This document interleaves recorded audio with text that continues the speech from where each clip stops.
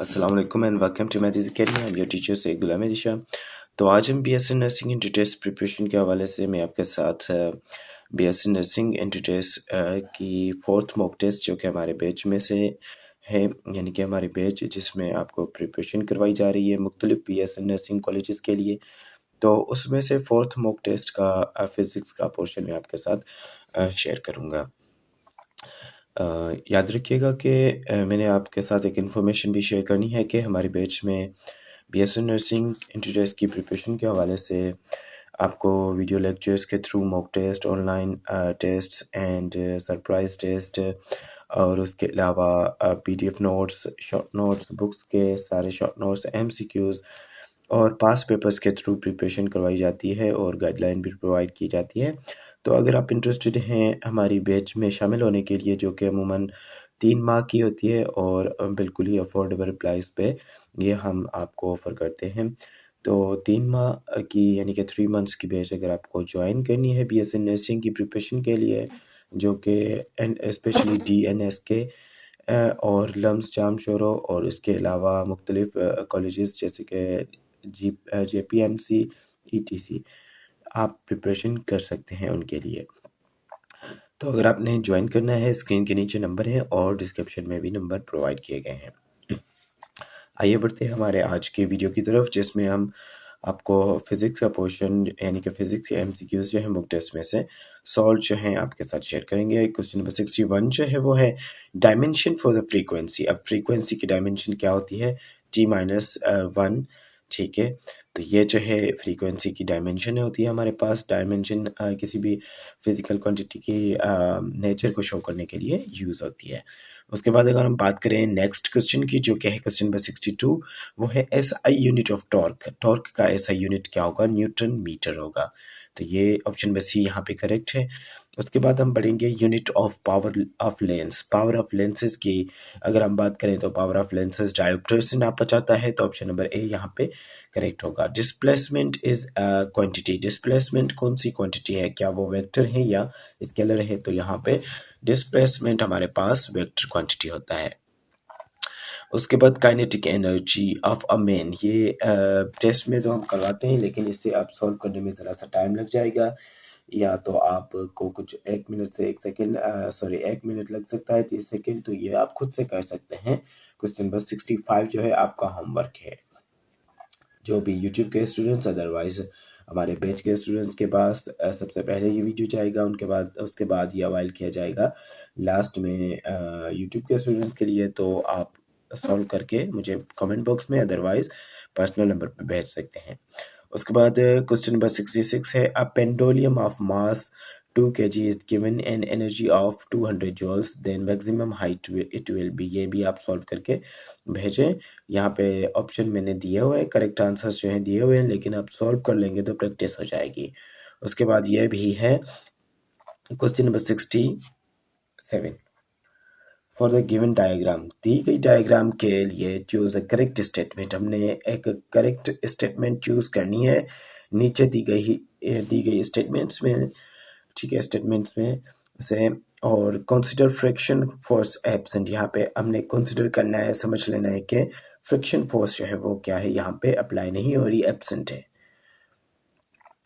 तो there is no energy loss, क्योंकि friction force नहीं होगा तो there will be complete elastic, तो यहाँ पे there is no energy loss.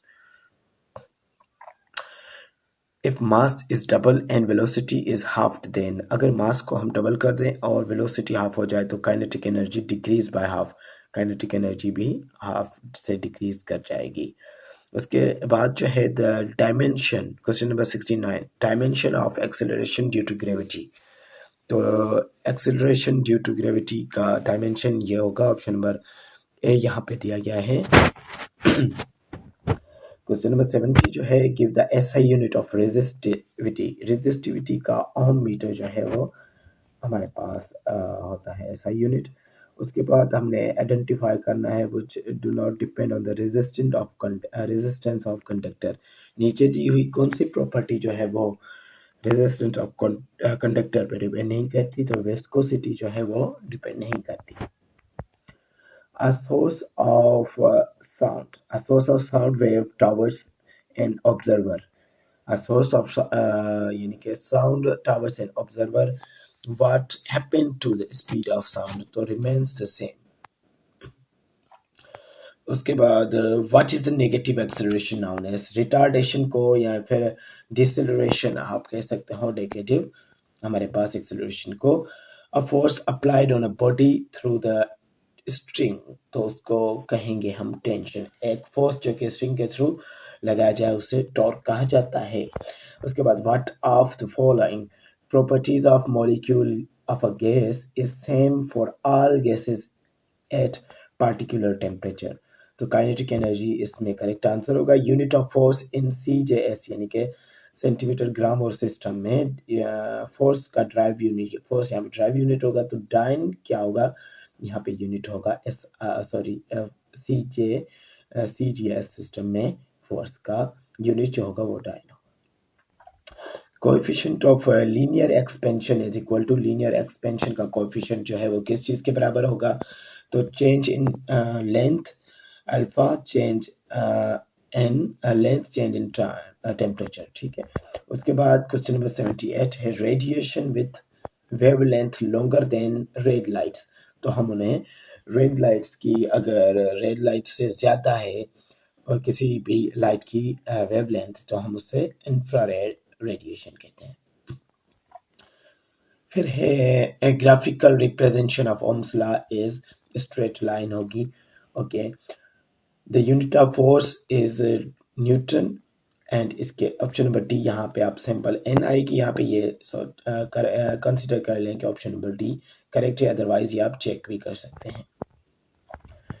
उसके बाद materials that undergo plastic deformation, वो मटेरियल्स जो प्लास्टिक डिफॉर्मेशन अंडरगो करते हैं, बियर करते हैं, उनको कहा जाता है क्या बिफोर ब्रेकिंग, उनको कहा जाता है डक्टाइल. ओके.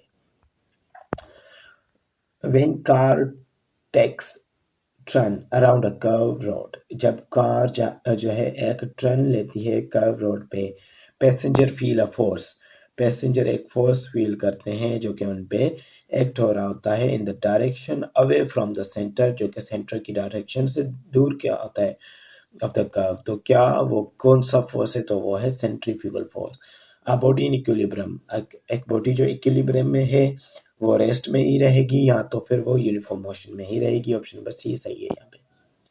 उसके बाद least distance of vision, distinct vision, least distinct vision for the normal eye जो है हमारे पास 25 सेंटीमीटर.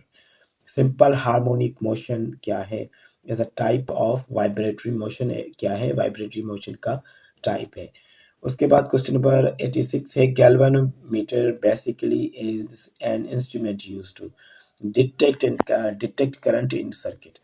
गैल्वानोमीटर क्या है, बेसिकली एक इंस्ट्रूमेंट है जो किसी सर्किट में करंट को डिटेक्ट करने के लिए यूज किया जाता है galvanometer.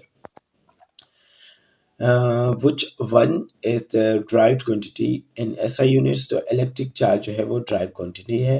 which of the following is not example of projectile motion, नीचे दिए हुए कौन से ऑप्शन में से प्रोजेक्टाइल मोशन का एग्जांपल नहीं है, कौन सा ऑप्शन, तो ऑप्शन नंबर ए जो है वो a gas filled in balloon जो है वो हमारे पास प्रोजेक्टाइल मोशन का एग्जांपल नहीं होता. उसके बाद हम देखेंगे a thing that emits on light is luminous, जो चीज़ खुद की लाइट इमिट कर रही हो उसे ल्यूमिनस ऑब्जेक्ट कहा जाता है. उसके बाद device used for conversion of DC to AC is called, अब वो डिवाइस जो DC टू AC ठीक है कन्वर्जन के लिए यूज होते हैं उन्हें इन्वर्टर कहा जाता है, इन्वर्टर कहा जाता है. ठीक है.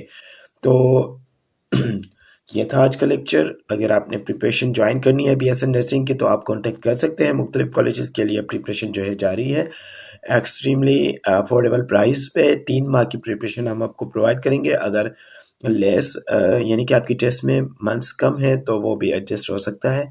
आप कांटेक्ट करेंगे तो मज़ीद इन्फॉर्मेशन आपको मिल सकती है. जिसकी प्रिपरेशन कैसे होगी through the mock test, past papers, video lectures, ETC सारा कुछ मैं आपको बता चुका हूँ. तो मिलते हैं नेक्स्ट सेक्शन में. अल्लाह हाफिज़.